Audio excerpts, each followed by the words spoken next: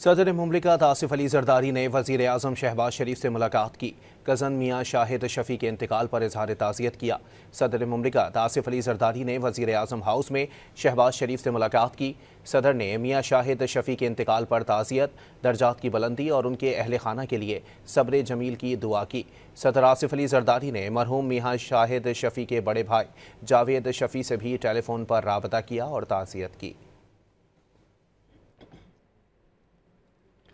सदर मुमलिकत आसिफ अली जरदारी ने वज़ीर आज़म शहबाज शरीफ से मुलाकात की।